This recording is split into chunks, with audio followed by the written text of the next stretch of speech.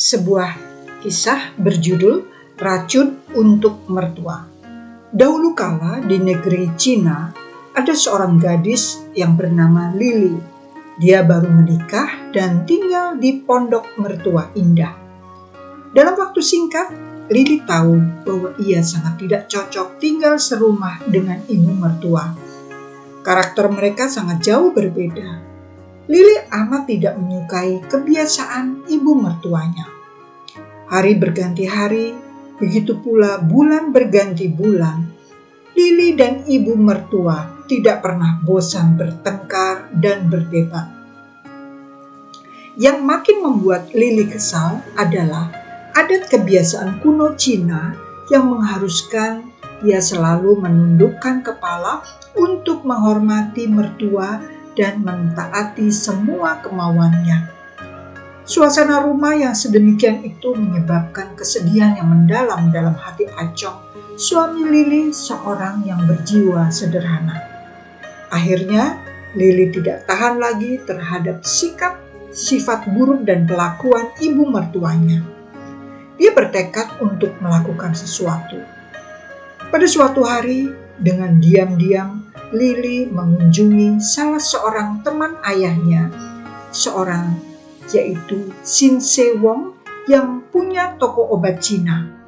Kepadanya, Lily menceritakan situasinya dan meminta dibuatkan sebuah ramuan racun yang kuat yang nantinya akan dia berikan kepada ibu mertuanya. Mendengar permintaan seperti itu, Sin Se Wong berpikir keras sejenak. Lalu ia berkata, "Lily, saya mau membantumu menyelesaikan masalahmu, tetapi kamu harus berjanji mendengarkan saya dan mentaati apapun yang saya minta." Jawab Lily, "Baik Tuan, saya berjanji untuk itu." Sin Se Wong masuk ke dalam rumah dan tidak lama kemudian dia kembali dengan menggenggam sebuah ramuan. Dia berkata kepada Lily, "Ramuan ini dibuat dari beberapa jenis tanaman obat. Kalau kamu kebanyakan memasukkan, ibu mertuamu dapat mati seketika.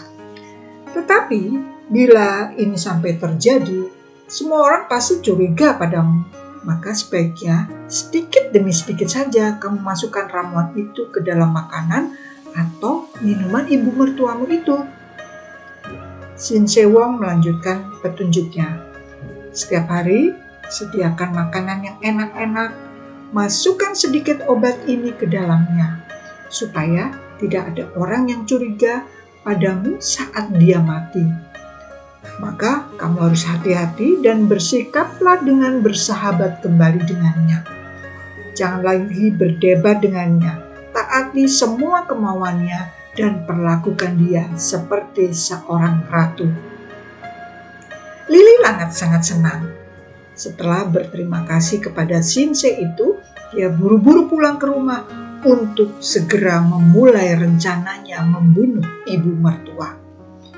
Lily ingat dengan baik semua petunjuk Sin Se Wong dan melaksanakannya dengan sempurna. Setelah 6 bulan berlalu, suasana di rumah itu ternyata berubah secara drastis. Lily kini mampu mengendalikan amarah dan kesalnya kepada ibu mertua. Sikap ibu mertua pun juga berubah. Dia mulai menerima Lily seperti putri kandungnya sendiri, bahkan terus menceritakan kepada sanak famili dan kawan-kawannya bahwa Lily adalah menantu yang paling baik yang ia peroleh. Hal itu tentu saja membuat hati Acong suaminya amat gembira.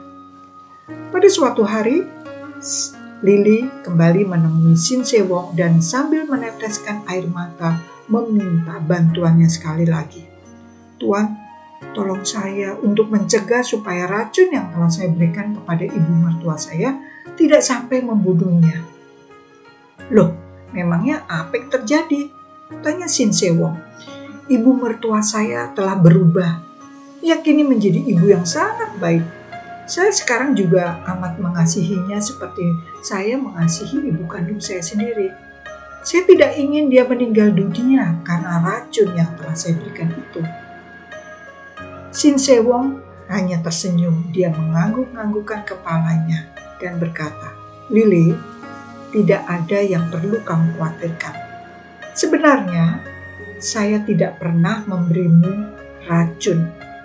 Ramuan yang dulu saya berikan itu hanyalah ramuan penguat badan untuk kesehatan beliau." Seketika wajah Lily menjadi cerah kembali. Satu-satunya racun yang ada adalah yang terdapat dalam pikiranmu sendiri dan dalam sikapmu terhadap beliau. Akan tetapi, semuanya ini kini telah disapu bersih dengan kasih yang kamu berikan kepadanya. Nah, teman-teman, itulah kisah inspiratif yang berakhir bahagia, di mana seorang mertua dapat kembali akrab dengan menantunya. Itulah kisah berjudul Racun untuk Mertua.